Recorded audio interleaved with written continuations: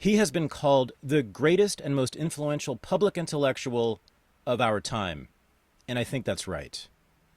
Curtis Yarvin, formerly known as Mencius Moldbug, will be joining me and Unregistered Academy members at an entire weekend in Chicago. Go to unregisteredacademy.com to find out more about the Unregistered Weekend in Chicago with Curtis Yarvin and me. I hope to see you there. This is the Unregistered podcast, and I'm Thaddeus Russell. This is a show about ideas, people, and behaviors that are considered inappropriate, out of bounds, or beyond the pale.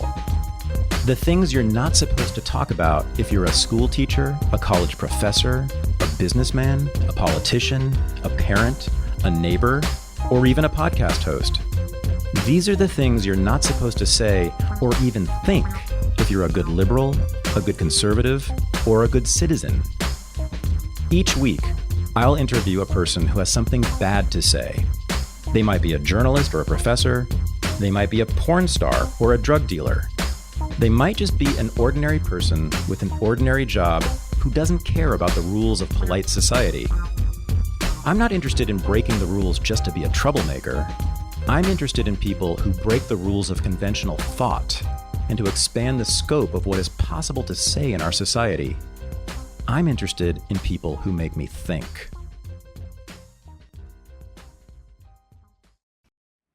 For much of my life, I was one of many, many people who looked to one newspaper for guidance as to how to think, how to act, what music to listen to, what movies to watch, how to vote, and how to be a good person. And now we find out that that newspaper has been deliberately lying for more than a century.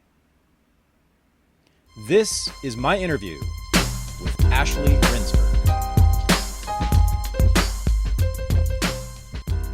I am joined from San Diego, California, although he's on his way to London, by Ashley Rindsberg, who has done a tremendous service to me because, Ashley, I have to tell you that the New York Times, I was thinking about this as I was reading your book. It is arguably the most important institution in my life because from the age of 20 to 40, I read the New York Times cover to cover every single day.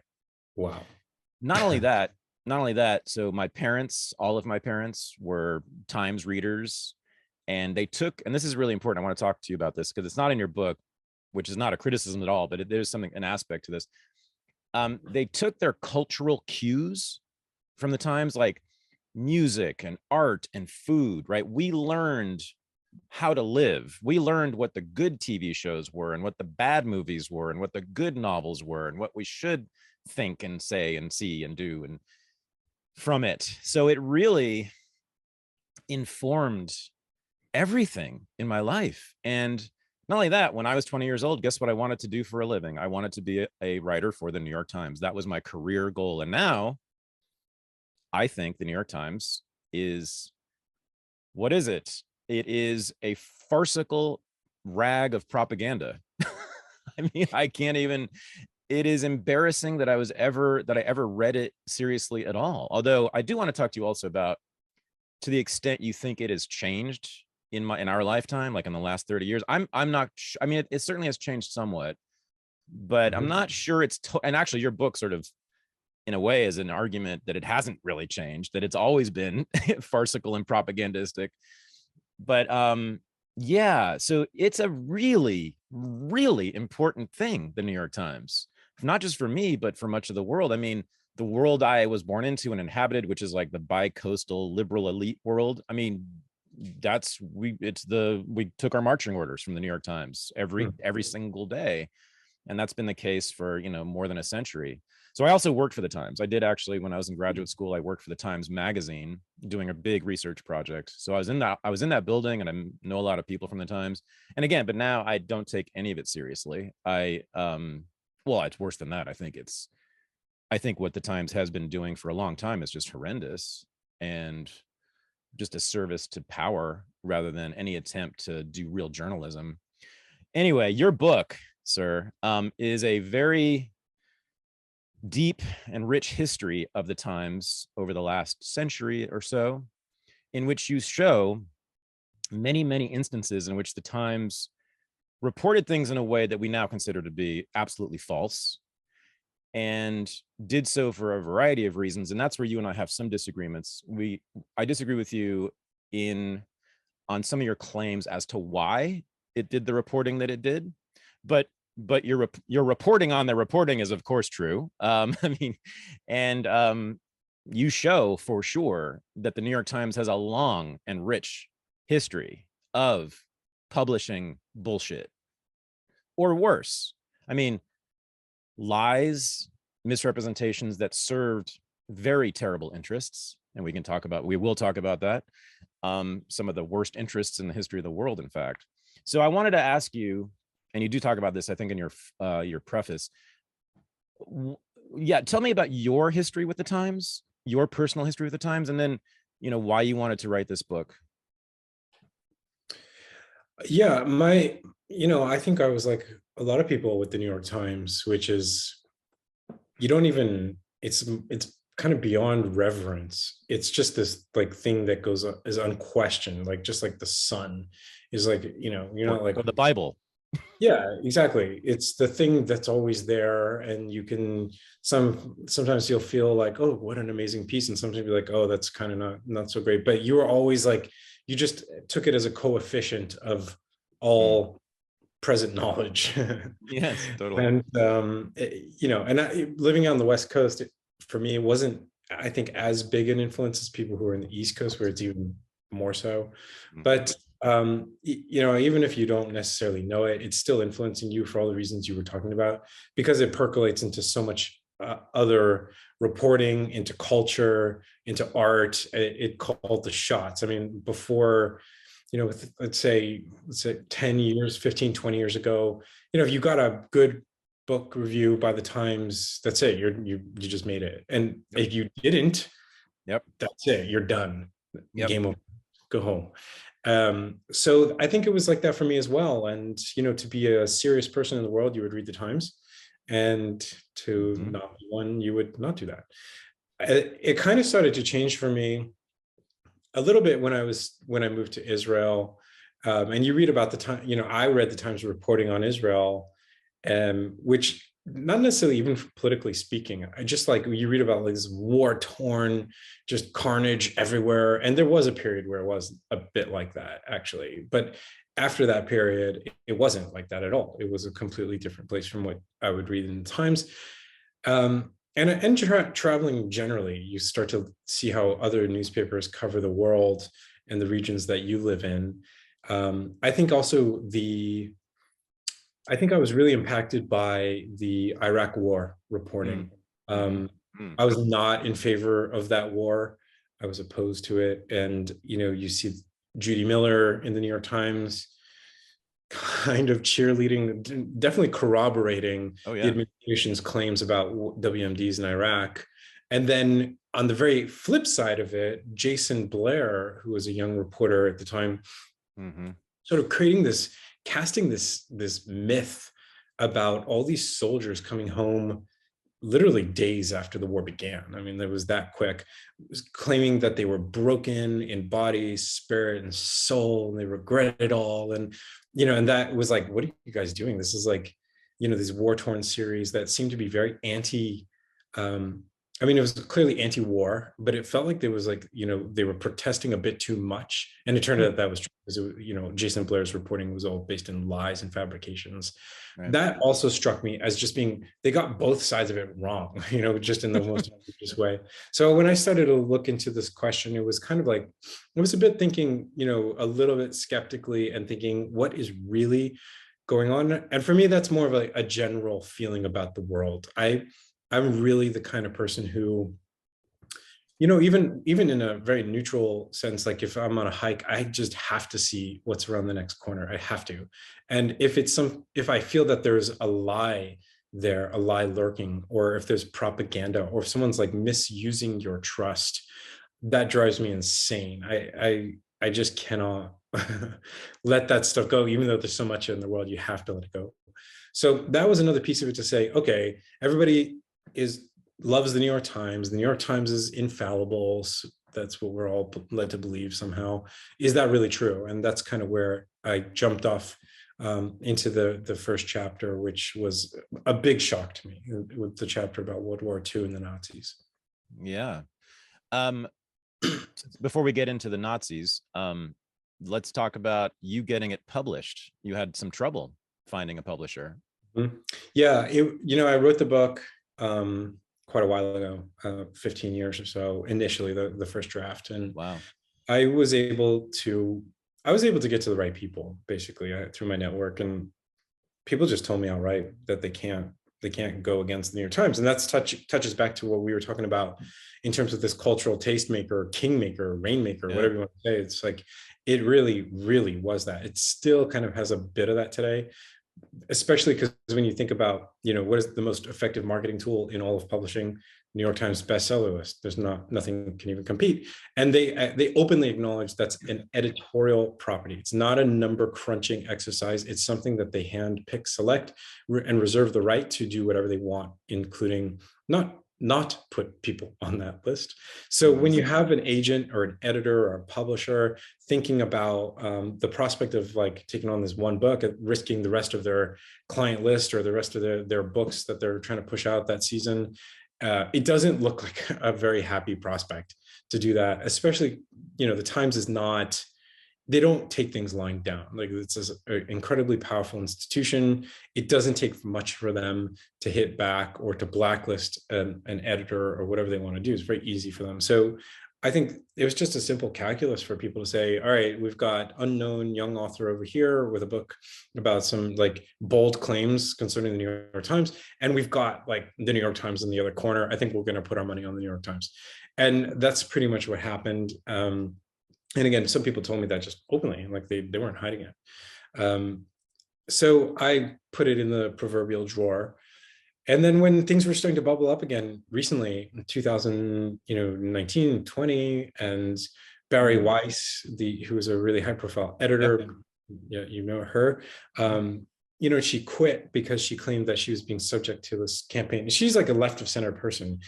She's not, she's like where the New York Times, she's squarely where the New York Times used to be. 30 years ago. And she was like hounded out of that by her own account, hounded out of the newsroom by her colleagues. And there were a few other things that you're just kind of like, whoa, this is crazy. So I like woke up one day with an urge. I'm like, I'm just going to put it out there. And we've, the publishing industry has changed as well. And media in general has changed, where we are at a point where you can take authority. You can put the, that lurking notion of being an author, which is authority, about asserting your right to speak. And now technically we can do it. We can get to people, we can distribute books. There is a lot of excellent talent, editorial talent on the open market today, because they all were fired by big publishing houses that can't support them anymore. And it really changed what that looked like to take a book out now on your own. Even though I did go back to a publisher or two, and I did have a good offer from one or two of them, but at this point it was like, you feel kind of burned by that response and say, I don't necessarily need them anymore. So that's what I did. I decided to take that risk. I also have a bit of a background in marketing, and I kind of thought I would put that to the test. And it worked. Like, the book hit, and it was it did much more than I ever thought it would do. I was very happy and grateful. And it's the kind of work that you do, that you work really harder than you've ever worked on something, but it doesn't feel like work anymore, which is a great sign. So that's what it was like for me. Oh wow! So you said in 2019 you revisited it or tried again to get it published. Why then? I don't exactly remember the timetable. I published the book in May 2021. It might have been closer to 2020 that I kind of jumped out of bed one morning thinking like, this is it. And I think it was a lot about, it was the Barry Weiss thing, because I'd actually followed Barry's career from a very early time period, because she was a very vocal pro-Israel activist at Columbia University. There were a couple of professors there who were doing some things that were pretty ethically on the border. Today, those things are kind of like mainstream in terms of like being people speaking against Israel in classrooms. She took them on in a very courageous way, and I started to follow her. And I was always interested in what she was doing. And you come to trust a person that way. Even if I don't know her, I never knew her personally. And then when you hear about the story about her and some of the other stuff that was happening, Tom Cotton, the senator, wrote an op-ed around that time period where the Times staff, like 300 staffers, walked out of the office because he'd written an op-ed, and it was bold. They solicited that op-ed from him. He didn't come to them. They went to him, and he gave them what they asked for, which was the kind of op-ed you would think Tom Cotton would write about what he saw as riots on the streets, BLM riots, other people saw as protests. And what really got me about that issue was that I think it was like 3 or 4 months before the Cotton op-ed, a very senior Taliban figure had published an op-ed in the Times. And this was not just as bad as the Taliban is across the board. This is not even just run-of-the-mill Taliban. This was like the supervillain Taliban, the guy who ran his own terror network within the Taliban. And he was claiming that when the US leaves, there will be brotherly love and there will be respect for women and education. And it was complete bullshit, of course. And the response from the Times staffers was no response. They were okay with that. So you say to yourself, fine, if you want to walk out on Cotton, you believe that. I get that. That's fine. Good. I'm happy that people are willing to take a risk for their beliefs. But if you're at the same time keeping your mouth shut about this guy who is murdering civilians, oppressing and persecuting women and members of the LGBTQ community, and you think to yourself, well, what is really going on there? And you think, okay, well, the one guy's a Republican and the other guy's not. That's that simple. Yep. And you think it's just absurd. And that's and of course, all the energy about fake news, so to speak, about journalism, about media. I mean, we're truly at a crossroads for the press, for the public's relationship with media and journalism. And it felt like this was I had to tell that story about the world's most powerful news outlet. I had to do it today, that moment. Okay, so let's talk about the Nazis. So there's a lot in here on the Nazis and the Times coverage of the Nazi regime, and I've actually written quite a bit about this myself. They have a very odd history of reporting on the Nazi regime and Hitler. Let's talk about September 1st, 1939, which is your first chapter. That's what it's about. One particular article announcing the war between Germany and Poland. So you want to talk about that? How did you find out about that and the reporting? Oh, I know I do know. You say it in the book. Sorry, William Shire's book. Yeah, but go ahead. Yeah, it was William Shire's book. It was one of these it's one of those books that you if you spend enough time in used bookstores, which I do, too much time, you'll always come across that book, The Rise and Fall of the Third Reich. Right. And it's a great book. He was a reporter in Germany at the time. He's one of William Murrow's boys, like these very talented reporters in Europe. And I was reading that book or perusing it and came across this footnote where he mentions that the New York Times had reported that at the outbreak of hostilities of World War II, the Times ran this piece as their lead story of the day, which claimed that Poland had invaded Germany. And you're like, wait, what? That's obviously ridiculous. And even more so when we think that this is 1939, where, German aggression was not a new thing to the world by that point. It had been going on for many years. And that got me interested enough to just check if it was true. And you go to the archives, pull up the story, find it, see what they said. And I did that. They did say that. They cited what they called a semi-official German news agency. That turned out to be one of the Nazis' primary propaganda organs, and a very curious way to describe an outlet of that nature. And they didn't offer any counterbalance in that story. They didn't offer a different perspective. They went on to print in full Hitler's speech to the Reichstag, which is sort of a justification of German aggression on the basis of this supposed Polish invasion of Germany. And then I looked a little deeper, and what I found out was that this idea that Germany would go out and claim that Poland invaded their territory was an actual propaganda effort with its own code name. It was called Operation Himmler, and it was designed to do just this. It was designed to get the Western media to reprint the claim, to give people in the West, especially America, enough time to pause and say, well, maybe it's true. Maybe they did. Maybe the Germans aren't trying to stage this conquest, this European conquest campaign. Maybe they're just like doing what other nations are doing, and we should give them the benefit of the doubt. And that gave Germany enough time again to stage the first blitzkrieg into Poland, which is exactly what it did. It gave them this moral justification. If the Times had not run with the story, you would think, well, it didn't work, right? Because nobody believed it. If the lead story of that day in the Times had been Germany invades Poland as part of its now years-long campaign of aggression in Europe, then that would, I think, would have been what was in people's minds. So it's not, isolated. It may not have been like a make or break thing, but again, for the New York Times, this was part of a larger effort to soften the edges of Nazi Germany. And again, they had been doing that for about 10 years by that point, maybe more, maybe less. Okay, so you tell the history of the New York Times reporting on the rise of Hitler in the 20s, and I'm convinced by this. Yes, they were, I guess we would say, soft on Hitler, right, early on. Yeah.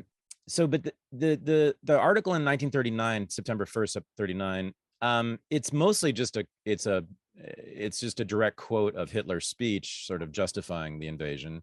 So the Times itself doesn't say that Poland invaded Germany. They just quote Hitler claiming that Poland invaded Germany, right?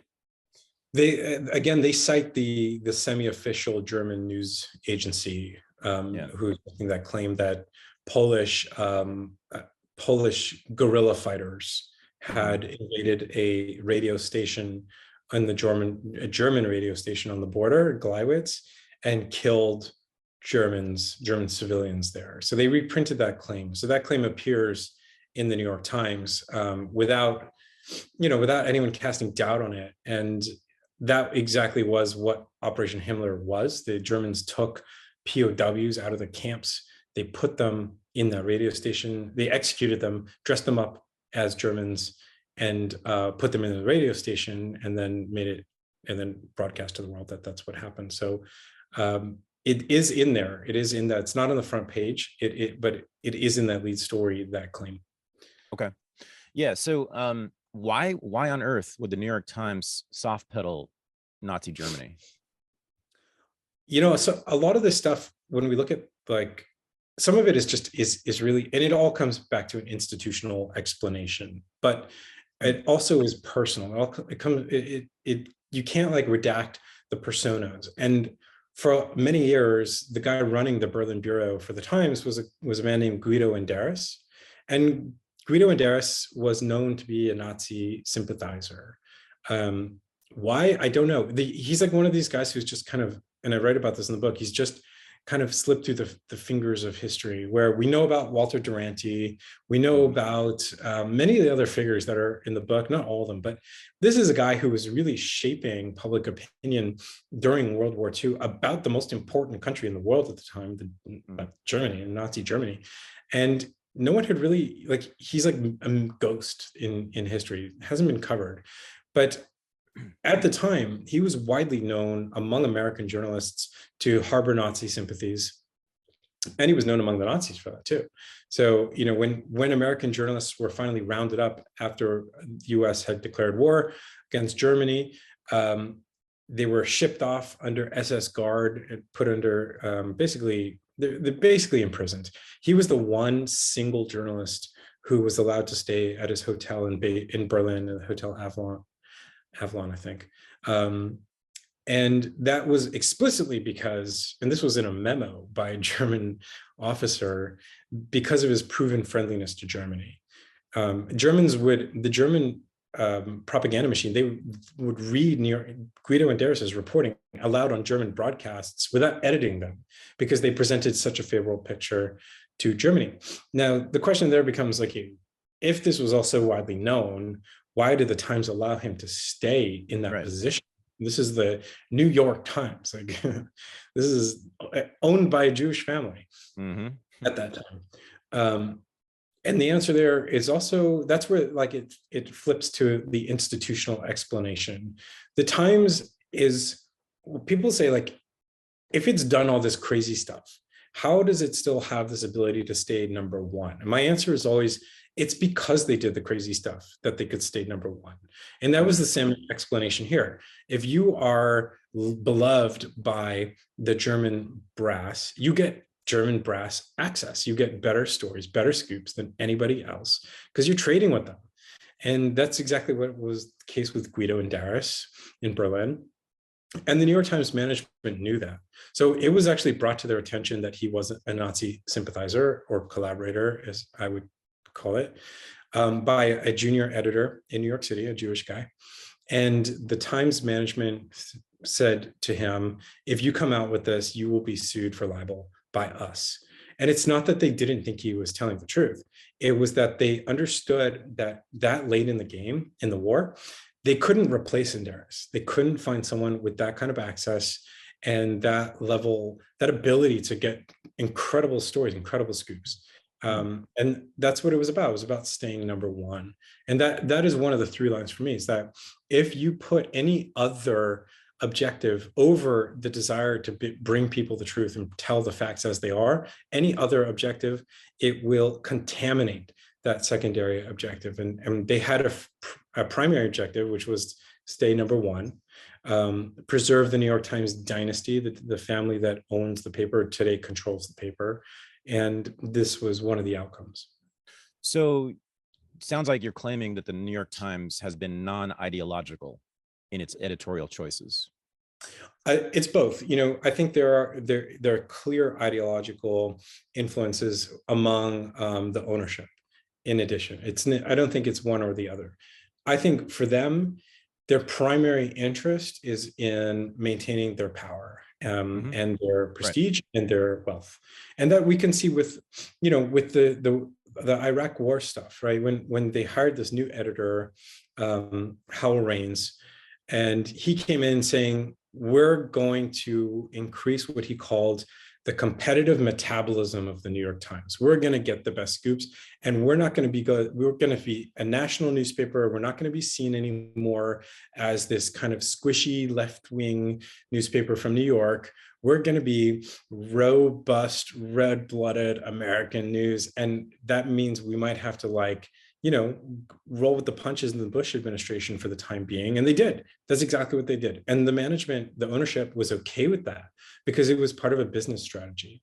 So people are saying, well, they seem to be pro-fascist in Germany in the mid and late 30s. And just around the same time, a little bit before, they seem to have been pro-communist when they were dealing with Stalin's Russia.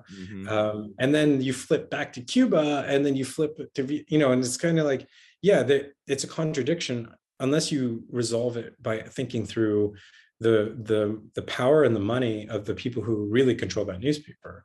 There is, of course, another factor, which is the newsroom. The newsroom has its own influence. It's kind of its own power center. And the newsroom does have its own interests. And that's what we've seen with the Cotton stuff. I don't think the New York Times management wanted these people to walk out of the newsroom or of the building, the staffers to walk out.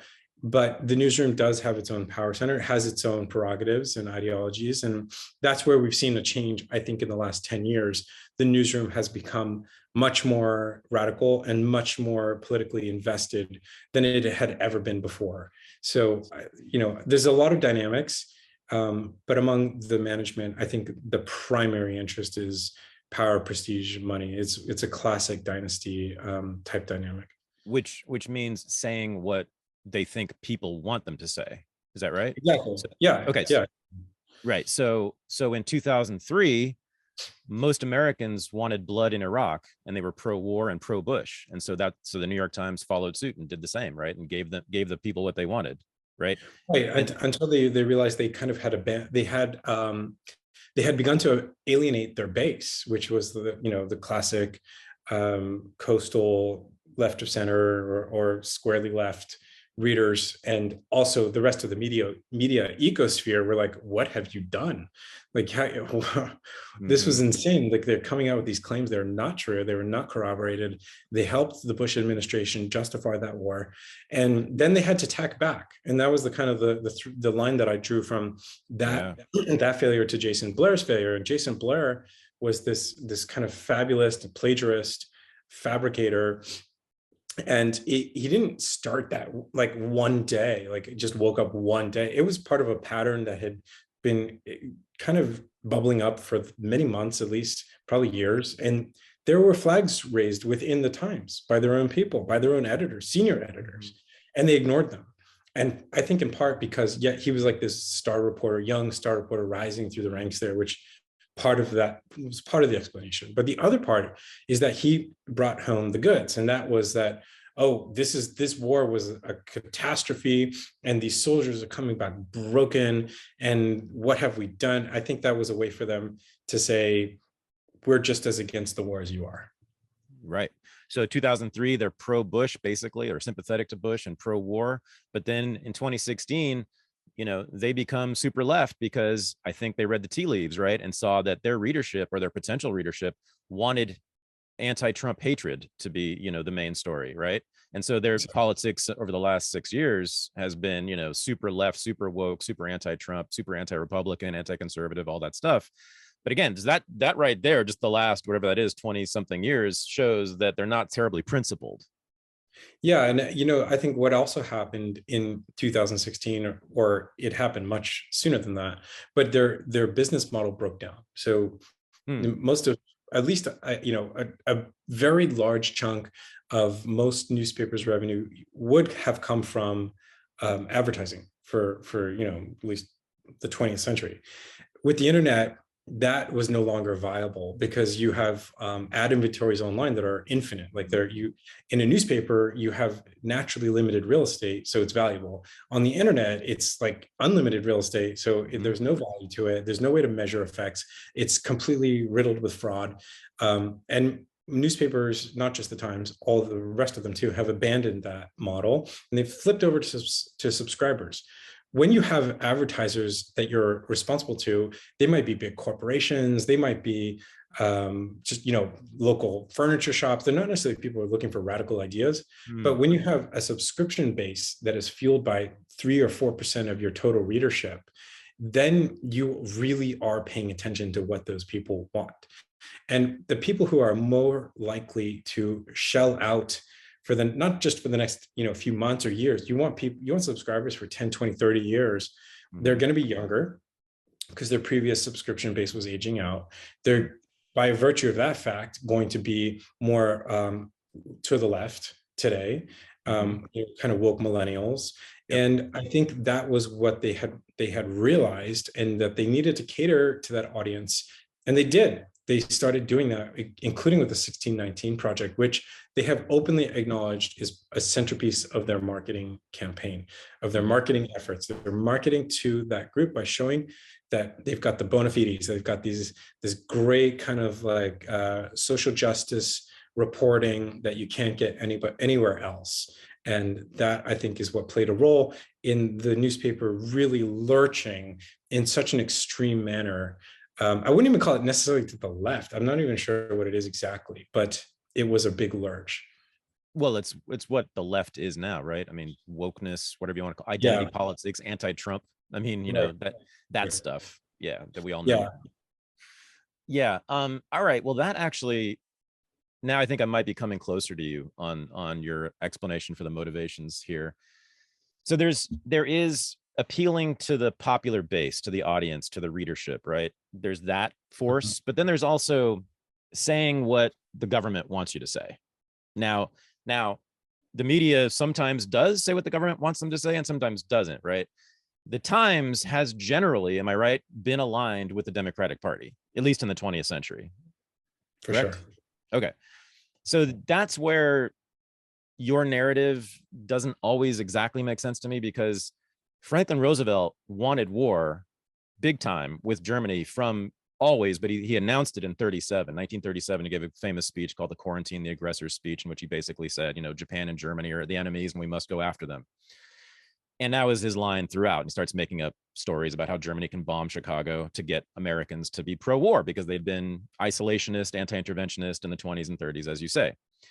So I guess right then, so by 1939, I'm now imagining that the Times was probably caught between the two, like caught between the interests of the Roosevelt administration, which wants the Times to be hardcore anti-Hitler, anti-Nazi, and pro-war, and the readership, the broad readership, meaning the American population in general, which still by 1939, to Roosevelt's chagrin, was very hesitant to get into another war, right? So I can now see why on September 1st, 1939, that they wouldn't be pushing a big, strong pro-war agenda there, and would allow sort of Hitler to make his case in their pages, right, for why this war is happening with Poland. And also, and this is always shocking to people when I tell them about it, and you report it in the book, the New York Times, and this is explained by the Roosevelt administration, I believe, and its politics. The New York Times did not report on the Holocaust until the summer of 1942, when there had been mass executions of Jews for many, many months. When the final solution had been enacted, there's some debate about when it started, but everyone agrees that it had started at least by early 1942. So what's your explanation for that? Like, why do you think the Times did not report on the Holocaust, for God's sake? I mean, a newspaper published by Jews. Mm-hmm. Well, that was precisely why. And I think that was where you have one of these cases, which you have not just in that instance, but you have where you have an ideology that collides with their interest, the self-interest, you get something particularly toxic.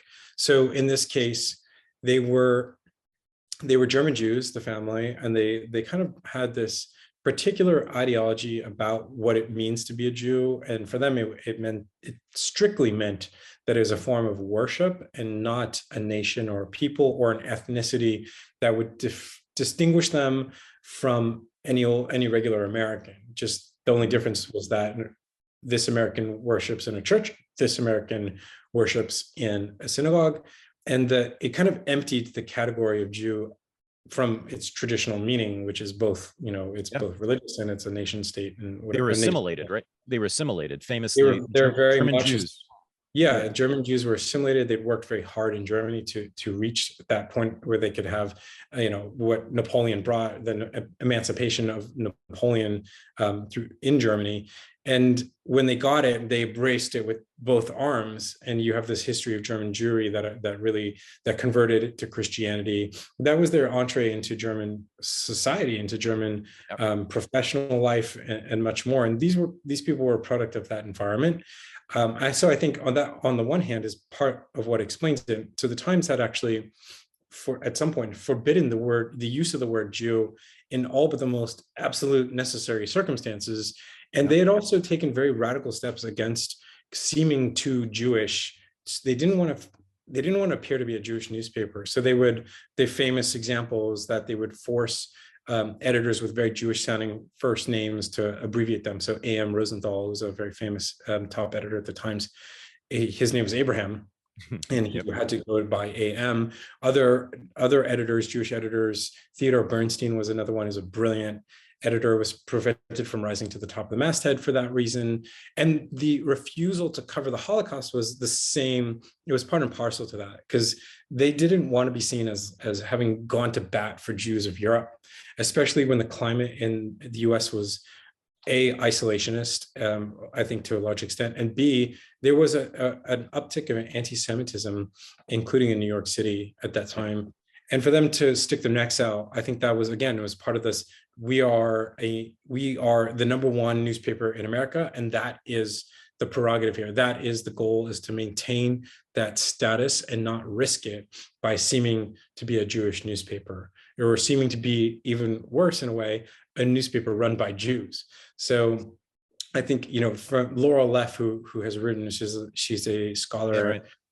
She's at Northwest. She's written a lot about this, and she wrote a book called Buried by the Times, which was really helpful to me in researching some of this stuff.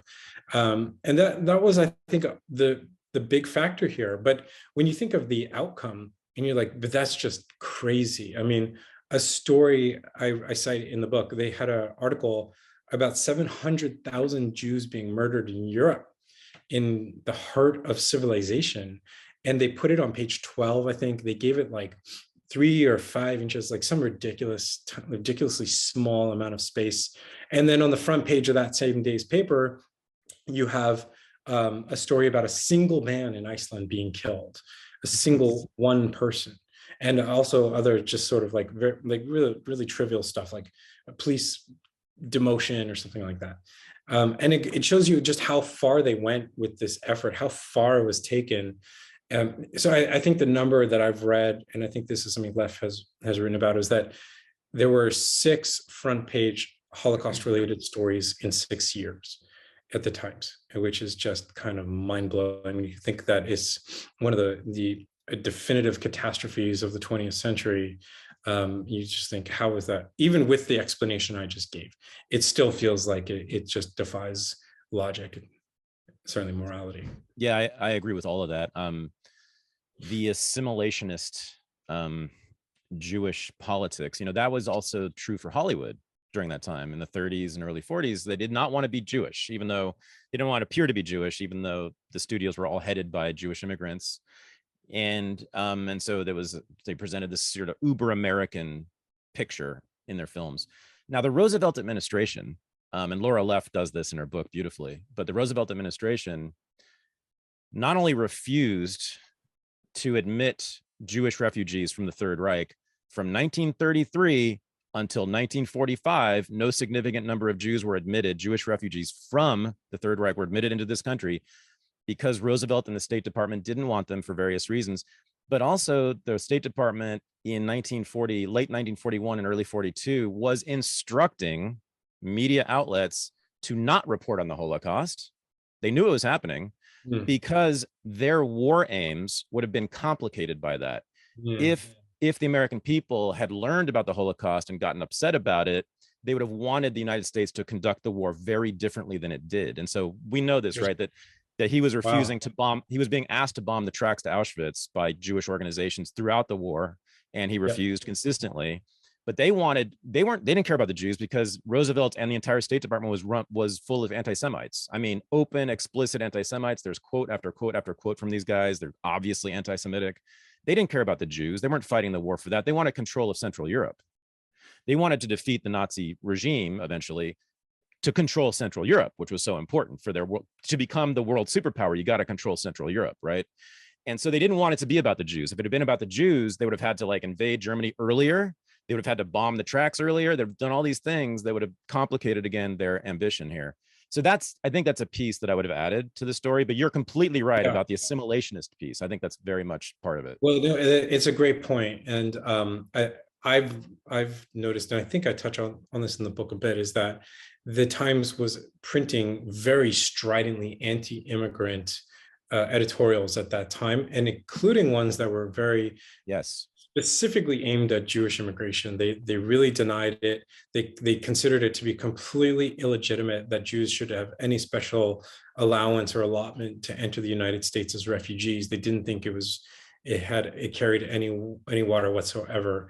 They were very vocal about that. When you think, there were other members of the Jewish community petitioning Roosevelt to do more, and then you have the sort of classic Jewish newspaper who is coming out against Jewish immigration. It's like, well, these guys the New York Times is opposing this stuff. Like, what am I going to take the risk on this? No, I don't think so. So I think that's an interesting part of that story as well.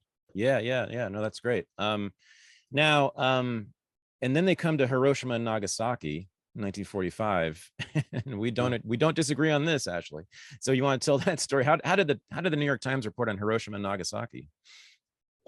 Yeah, that was I really loved researching and writing that chapter, because the man at the center of the chapter, who was a science reporter, immigrant Jew, by the way, to New York, named William Lawrence, a brilliant man and brilliant reporter. And he was so far ahead of his time in terms of the science that he was kind of alerting the US government to developments in physics, particularly in particle physics. Like, so you had all these experiments being conducted around the world at that time, that moment, the 30s, where they were just like smashing atoms against each other to see what would happen, how much energy they could release.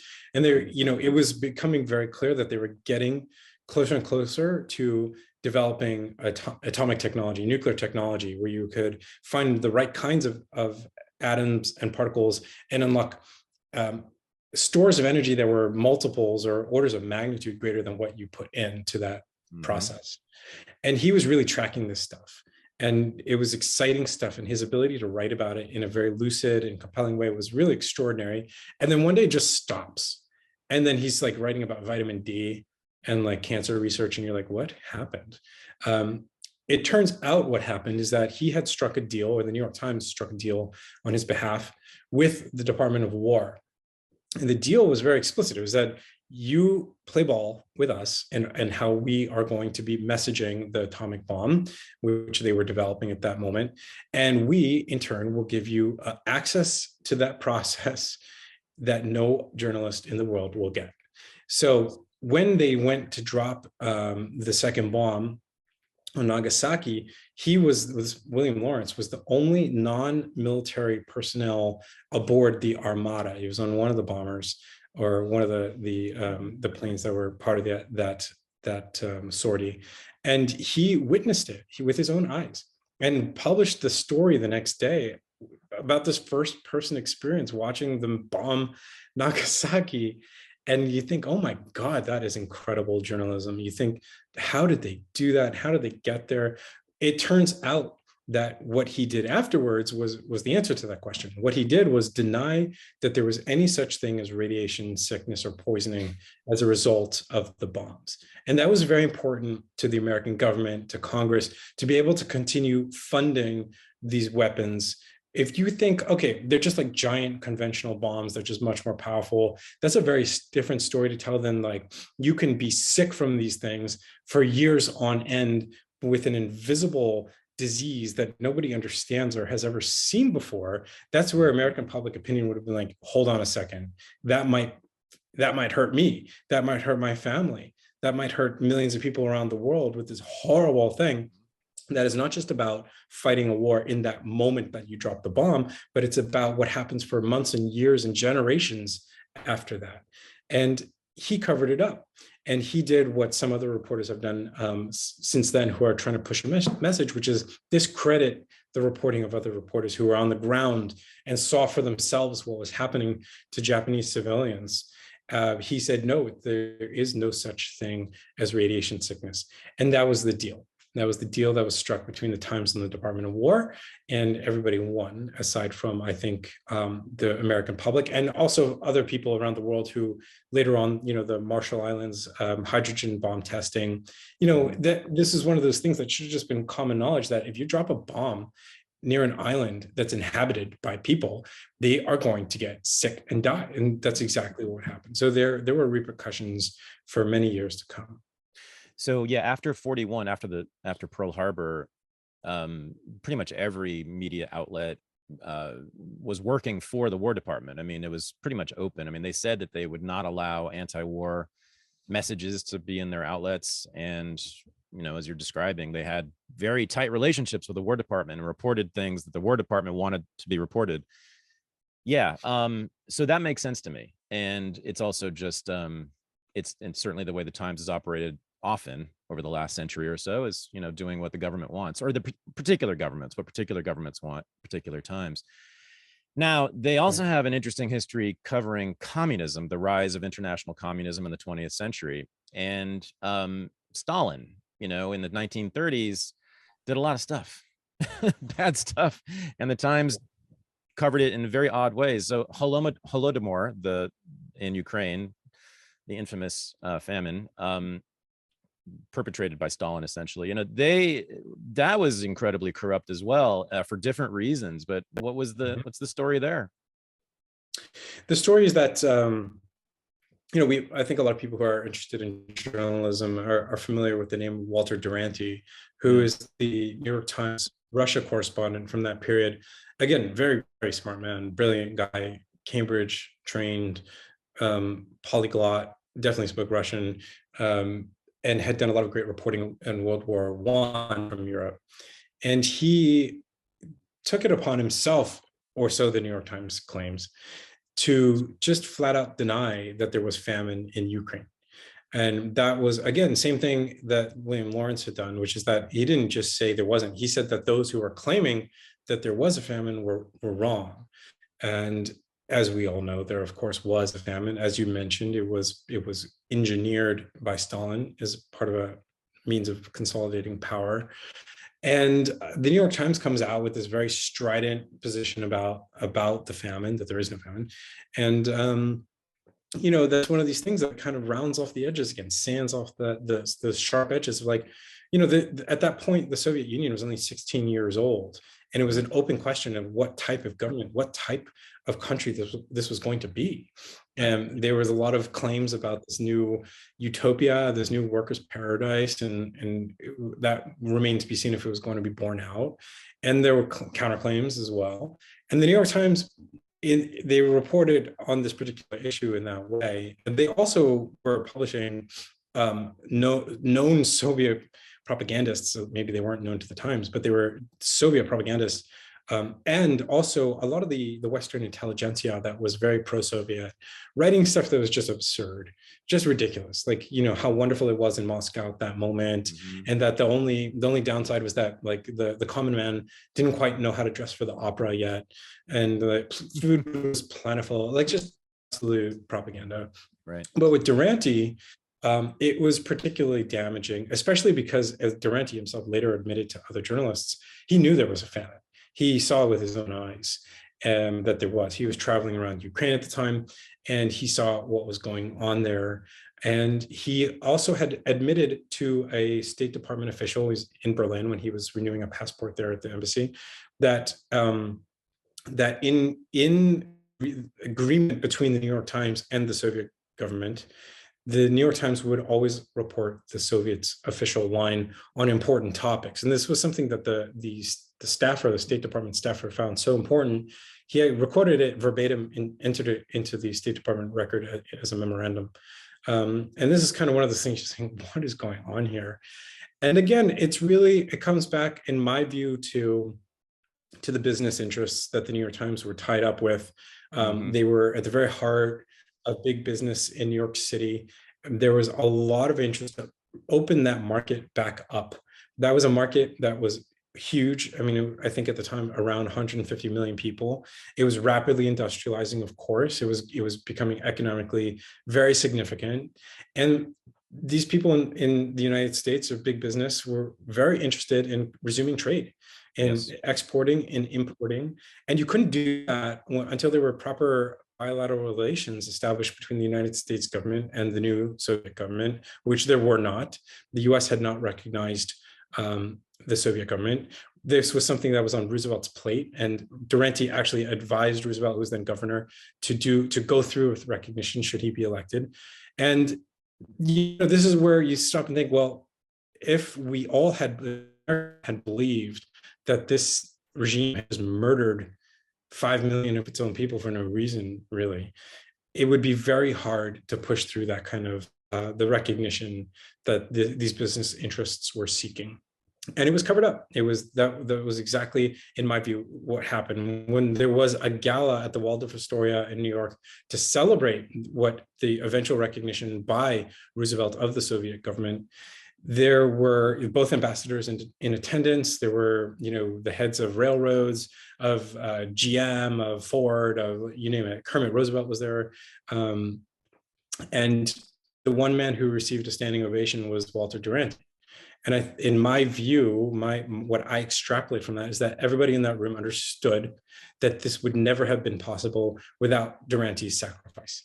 Duranty's sacrifice being smoothing over that unfortunate wrinkle of a genocide that was committed by Stalin in those years.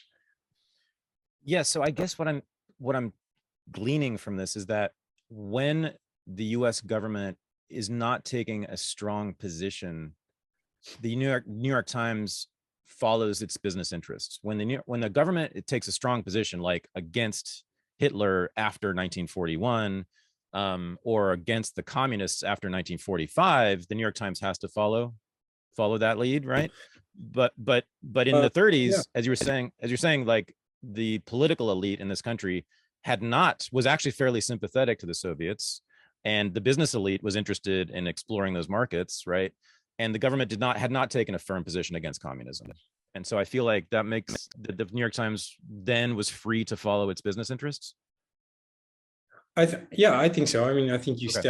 step into that void, that power void, where there's still so much ambiguity surrounding the Soviets in that moment. And from a government point of view, the Cold War hasn't really fully launched into full swing at that moment. So, and there was a countervailing interest there, which was the business interest. I've read, I haven't really fully substantiated this, but I read that there was quite a lot of the ties between Henry Morgenthau and the New York Times ownership was pretty tight, and Morgenthau was tied into a lot of these big business concerns in the United States. Maybe that's true, maybe not, but I think if you fast forward a bit to the Vietnam War, that's where things changed a bit with the Times, and the U.S. government had. Well, it's hard to say, because you could say on the one hand they did have a strong interest in prosecuting that war, and winning. Maybe that's not true. I don't know. It sounds like you probably have a better assessment than me, because it sounds like there was a lot of internal debate regarding that war within the government itself. But the Times took a very anti-war stance on that, especially one of their lead reporters, David Halberstam. But I think it's an interesting thesis to think about, where they're kind of going where the power is. Yeah, no, I that makes sense to me. So Fidel Castro, the rise of Fidel Castro, 1957, 59. They are very sympathetic to Castro. You could almost say pro Castro during that time. A lot of headlines sound like they're cheerleading for the guy.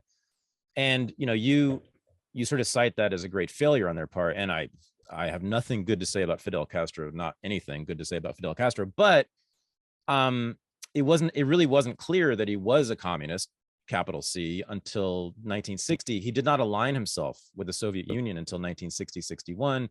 So I guess I'm not quite as mad at the Times for that, for being pro Castro earlier. It's not like they were hiding his communism, because it really wasn't clear, as I understand it, Right. that he was a communist or was going to align himself with the Soviets.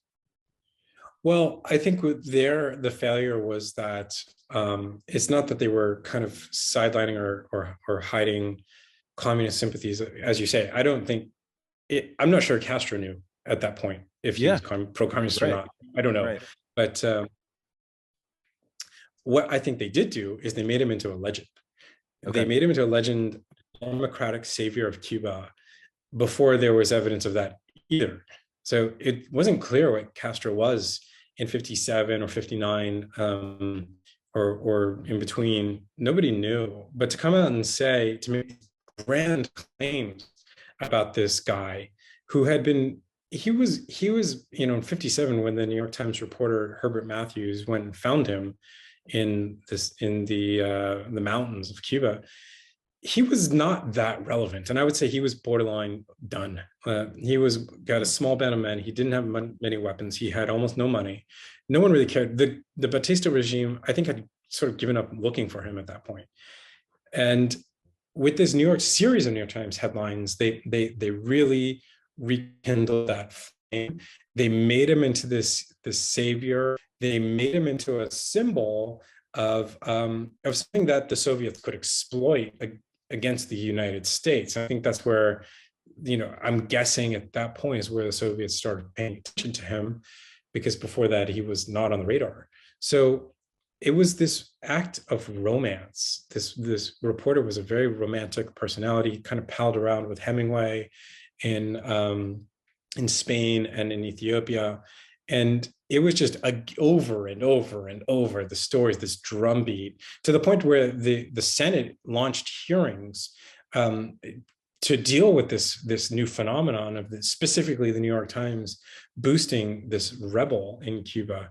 So I think that was a lot of it. And then, of course, later on, they didn't really change their tune. Castro would be welcomed into the New York Times offices when he would visit New York in, the 90s and the 2000s. And this is we at that point, we all knew what Castro was, a monster in my view. And they would welcome him in and let him smoke his cigar in their offices. And at one point, he actually went there to thank the New York Times for what they did. And Che Guevara himself actually said that the New York Times did more for their cause than any frontline rebel soldier. And that was just true. I mean, I was actually accurate. So I think that's where that problem is. We say, is it journalism at that point where you are pushing a narrative that is so strong, so unsubstantiated, unproven, and you're doing it with such reckless abandon? And of course, they also interfered with normal diplomatic protocol regarding like Castro's first visit to the United States, which the State Department wanted to handle through its proper channels. The New York Times kind of scooped them on that, so to speak, by bringing him for a magazine. They weren't the only ones. There were a number of other newspapers and magazines, but they were part of that decision to bring Castro to New York on their own accord before the US government had managed to really coordinate properly and to do that in a way that they would have liked to have done. So there was an amount of meddling as well, which was probably had some negative consequences. Sure. Yeah, so I didn't fully appreciate how the Times had really helped make Castro into a legend until I read your book. But I guess I'm still a little bit unclear as to the motivation, because certainly after 1960-61, when Castro allies himself formally with the Soviet Union and is taking money and weapons from them, the U.S. government is very clearly anti-Castro. Why would why would the Times buck the wishes of the federal government of the United States after 61? I think this was just like one of these stories that just got out of hand. I think Herbert Matthews, who was the reporter primarily responsible for that, and there's a book called "The Man Who Invented Fidel" by Anthony De Palma, who writes a lot about this. But I think Matthews just got carried away, and the Times allowed it. Herbert Matthews was very close with the Times' publisher. And again, this is one of those things where you're like, that's how these things go wrong, is where the traditional or the very standards and protocols of journalism that should be in place to prevent this kind of stuff, they get eroded away. Matthews was given some appointments to I think he was like a reporter, and he was somewhere on the masthead, like something that shouldn't have happened as well. He was getting personal loans from the publisher. And it elevated him, and it probably let him get away with this kind of thing that otherwise wouldn't necessarily have happened. So I'm not sure that this was the New York Times. And, maybe there were some sympathies there with Castro and left-leaning sympathies at the Times that, that they wouldn't have done such a thing with like Pinochet or something like that. And that probably did play some role, but they eventually understood what was happening, and they removed him from that beat, and they put a different reporter in his place. But, most people agreed that by that point it was too late, and so much damage had been done, and Castro had assumed such a huge public profile that you weren't really going back. You're making me think now. This is interesting. There was always sort of a disjuncture between the U.S. government's position on Cuba and sort of the broad liberal intelligentsia's position on Cuba. There's been a whole lot of romanticization of the Cuban Revolution and Fidel and Che in particular. I mean, how many people have T-shirts with Che Guevara on them? And I don't know exactly what that's about, except that there was sort of certainly after Vietnam, right? There was a reluctance by liberals generally to fight the Cold War as hard as it had been fought. And being an anti-communist became sort of uncool after the Vietnam War, right? And so, yeah, I don't know. And then there was also, like, at that time, an embrace of third world nationalism people among the liberal intelligentsia, right? It was sort of cool to be anti-imperialist, to be a guerrilla in the jungle somewhere fighting the Marines. And I think that's part of why Che became this icon, a grotesque icon in my view. Well, I mean, one of the worst people in human history, modern history, certainly. Same with Fidel. Yeah, but that's really fascinating. That the Times was really instrumental in that, in making Che who he became, and Fidel, right? Yeah, very much so. Yeah. All right. Now let's move forward again. So we talked about Iraq, and the Times infamously promoted the idea that Saddam Hussein had weapons of mass destruction. Judith Miller, you mentioned this earlier, was the reporter who did that. That was debunked, and we explained, I think, why the Times would do that at the time, because it was very popular. Both the government wanted it and the people wanted it. Most Americans were pro-war, unfortunately, in 2003. The Times changed its tune of course later. it was a huge scoop. Like that, at the end of the day, it's a scoop. Right. That's right. It's not a scoop to say there are no weapons. That's just not a story. But to say there are is massive. Yep. Totally. Yeah. Right. Exactly. Now, all right. Let's finish with discussion about the 1619 project. You mentioned it earlier. You have a chapter on it. Mm-hmm. Yeah. It's so I'm a U.S. historian, and many of my former colleagues wrote an open letter, I think, to the New York Times saying that it was, and these are liberal historians, by the way. These are liberal and left-wing historians who are saying it's nonsense, that the founding fathers were not motivated primarily, principally, exclusively, I think, by this interest, by a desire to maintain slavery, right? How do you read the 1619 project as part of the New York Times history? Why would the Times do such a thing? I think, so when we think about the 1619 project, I think a lot of it, when you think about the general aim of saying, okay, we should address these issues, fair enough, and we should look at them as, the newspaper, we look at them, how they're playing out today in contemporary society and life, which feels like a legitimate thing to do, important thing to do. And I think things got really murky where Nicole Hannah-Jones, the creator of it, is starting to make just, she wasn't making a subtle case. She was making a maximalist case. Yes. Right. She's making a case where she's saying that basically all of American life and society is determined by slavery, that you cannot look around America today and see anything that has not been determined by it. And if you trace that back far enough, you're saying to yourself, that's because America was born in slavery. And that's where the date comes from, 1619 being, the year that slaves were brought to the colonies. So America was not born in 1776 with liberty. It was born with its exact opposite, which is slavery.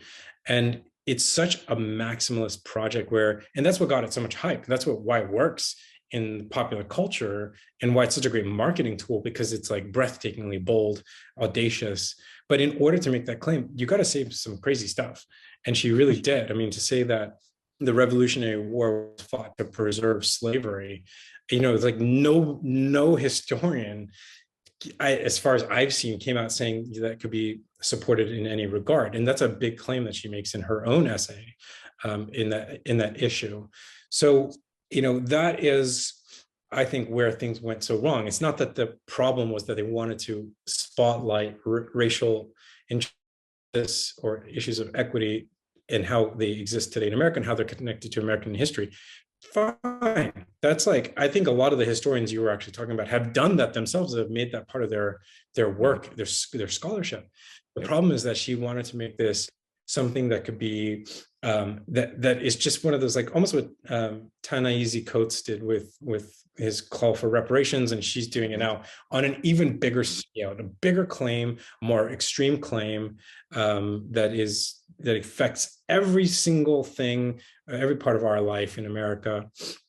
And why the Times did this, I think it was, the timing was important. This is August 2019. And we're right in the heart of what is becoming the BLM movement. The social justice and race issues are everything. It was wall-to-wall coverage by the media. And I also think this was a lot about again, what a New York Times vice president has said, which is that their big campaign, their big marketing campaign, which is the truth campaign, truth matters. And the New York Times is literally making itself synonymous with truth, which I think is a very dangerous thing for a newspaper to assert.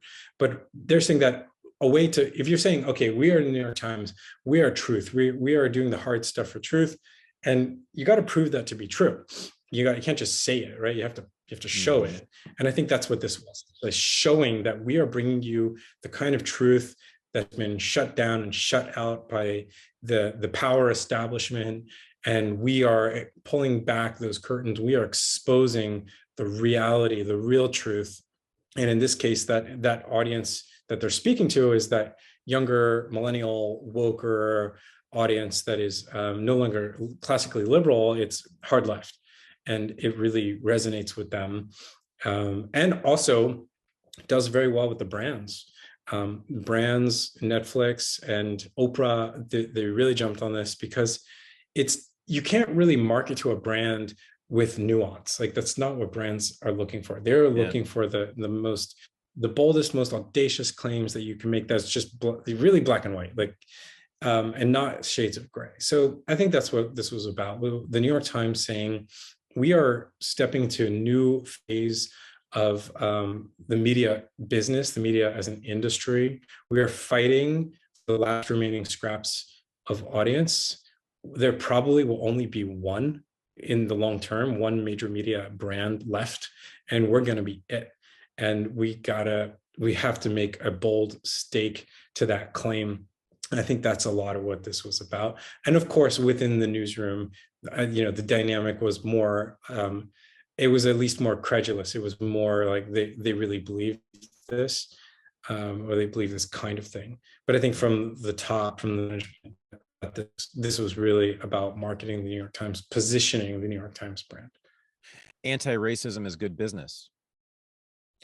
It is, and that's something we've seen particularly in the media. I mean, maybe it's not great business if you're a fast food restaurant, that maybe matters, maybe it doesn't. But if you're in the media, if you look at the books that have been selling, if you look at what's catching people's eye in media, it's really the identity stuff, race, gender stuff, and they took that on in a way that nobody has. We're not talking about a Washington Post series on race. We're not talking about a USA Today series or article on race. We're talking about the 1619 Project because it's so controversial. And again, that earlier point I make when people say to me, how does the New York Times stay number one if it's done all this crazy stuff? And my answer is, again, it's because they do the crazy stuff that they stay number one. It's because they do the 1619 Project and they have all of academia, like historians across America, up in arms that they can occupy that space.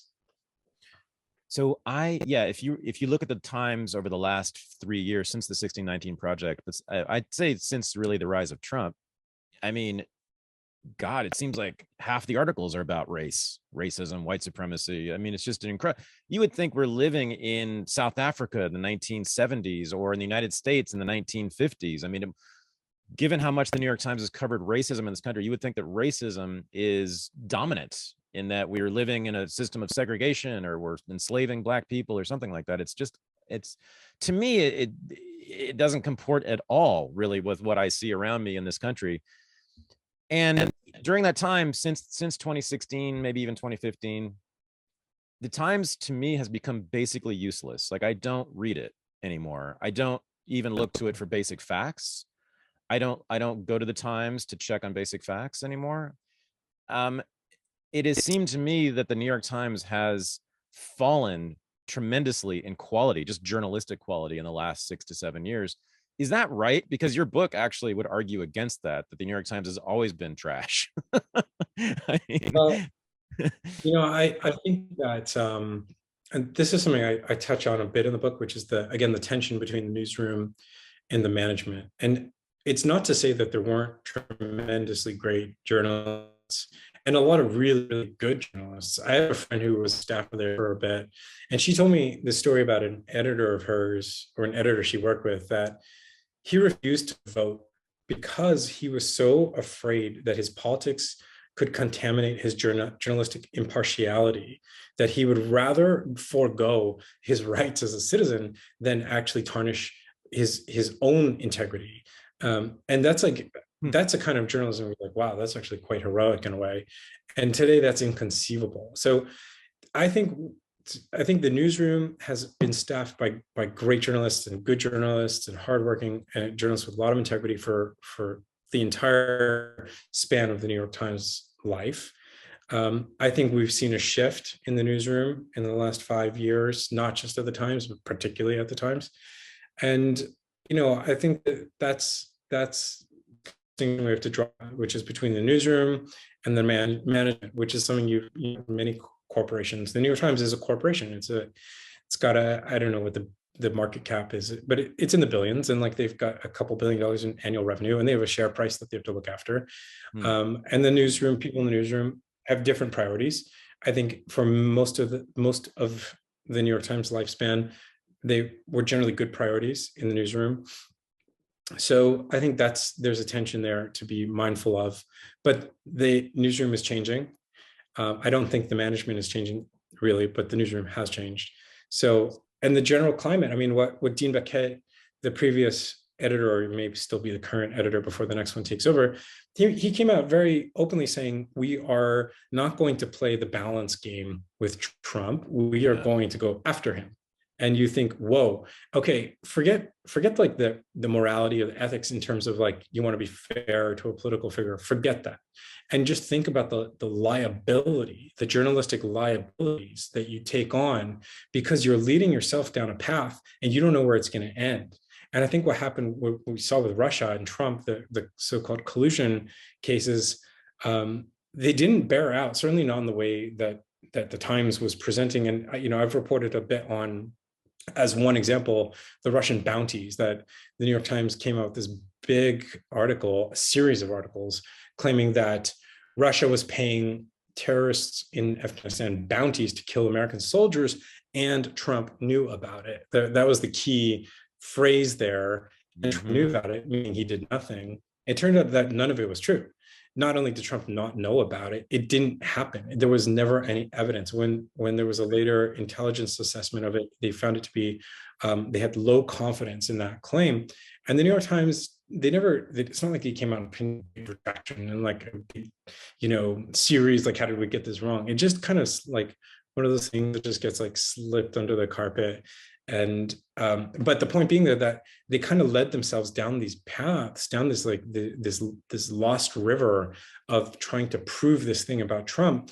What they didn't necessarily think about was that maybe that's not true. Maybe Trump is in their view a morally dubious person. Maybe he's reprehensible, and maybe he didn't do all this stuff with Russia. But they couldn't accept the and. It had to be that he is morally reprehensible. And he was colluding with Russia, of course.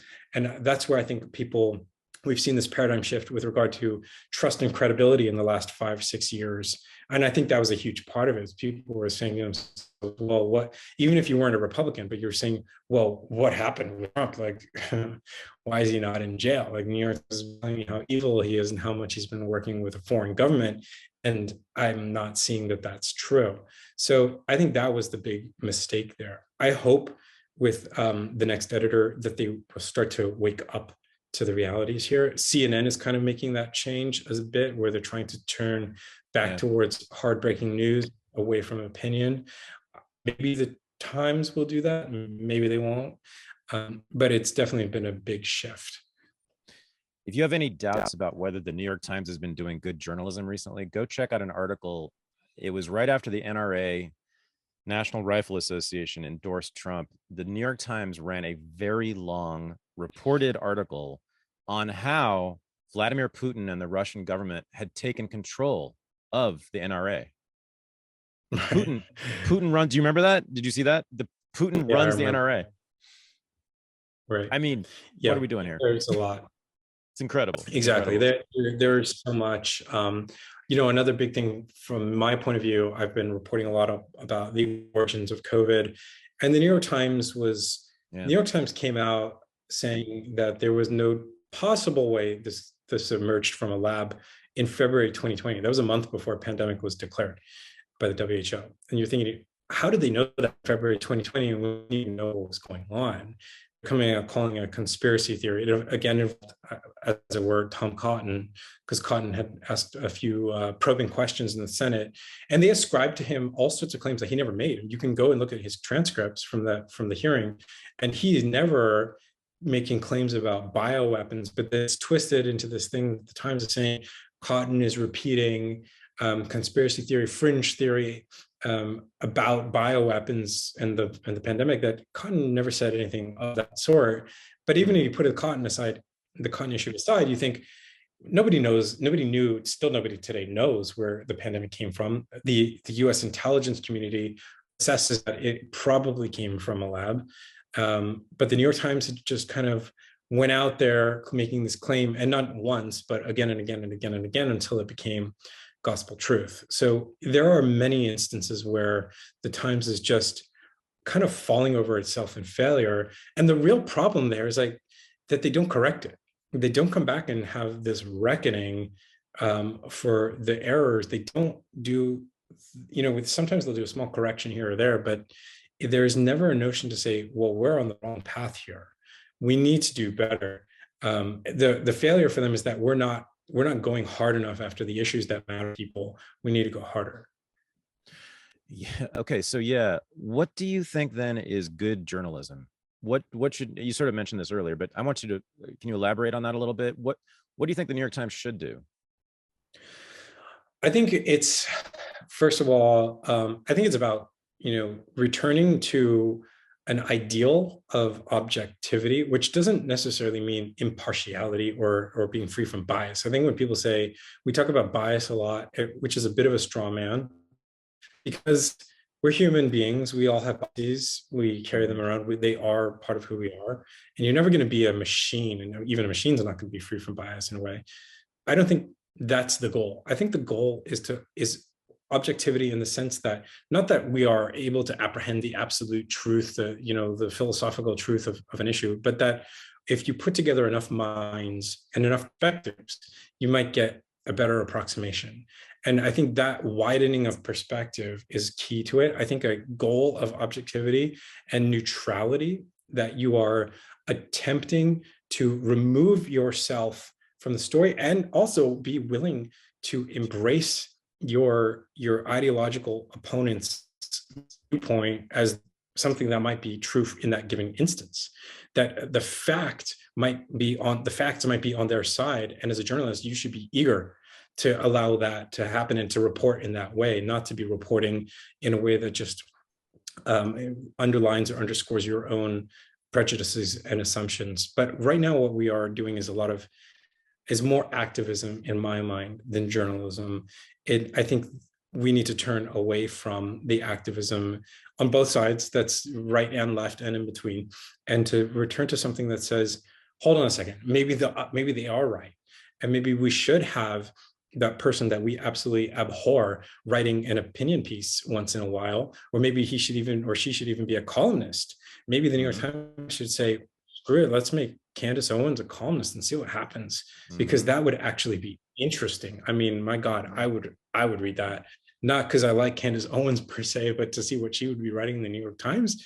Hell yes. So I think that kind of risk-taking, ideological risk-taking, where you're willing to entertain the other side of the story, I think is important to this. And I think, just to return to, how do we do that? I don't know. How do we get back to a facts-based form of journalism? I don't exactly know how, especially from here, and especially within the current paradigm. Maybe there's a new paradigm for journalism that is more technical, that might help us. But I think first it begins with saying it's not about being right ideologically. Yeah. It's about getting it right. It sounds like, am I right about this? You're valuing in journalism pluralism and curiosity. Pluralism in that you want multiple voices to be presented, and you want curiosity in what those voices are saying. Is that right? I definitely two incredibly important values. And I think also the third would be some kind of accountability or responsibility. And accountability, we've lost a lot of that in journalism. And you see it, the way journalists conduct themselves on Twitter is a great way to see how much we've lost. What a big pet peeve of mine is that journalists on Twitter are able to just erase tweets that are technically part of the journalistic record, and no one has any compunction about that. Nobody even talks about that fact. There are journalists out there who nuke their entire Twitter feed on a regular basis. Every couple of weeks, no tweets, it's all gone in memory hole, and that's just normal practice today. There's so much, and also about people abusing their sources, telling sources that they will be off the record or on background, and suddenly they're on the record. This happens all the time because people are just gunning for these scoops. They're gunning the story. They're trying to prove their point, and we've lost accountability. We're not holding people to account. Washington Post had a big, there was a few weeks back where a reporter took offense to a joke on Twitter by a colleague from Washington Post, and that kicked up a big fuss. But at the same time, there was a lesser kind of story was paid less attention to, where a major reporter there who covers the tech stuff and digital stuff, she ran a story claiming that she had interviewed 2 subjects of the piece who themselves said they had never been contacted by her. And she still works at the Washington Post today. She has not been fired, and I don't know if she's even been disciplined. That's a major red flag. That's a major failing. And again, we don't see a lot of accountability there. I like it. I like it. And I like your book, and I'm so glad you wrote it. Thank you. The Gray Lady Winked. The Gray Lady Winked. Everyone go check out this book. If you want to know the history of the newspaper you hate, which is most of my audience, I think, hates the New York Times, you'll understand where it comes from and the history of this, which is much deeper than I ever understood. So again, thank you for this book. Thank you for coming on the show, Ashley. Thanks. Great to meet you. It was a great conversation. Awesome. This is the Unregistered podcast, and I'm Thaddeus Russell. To become a patron of the show and have access to bonus episodes, AMAs, and the unreported news analysis show, go to patreon.com/unregistered. Thanks for listening.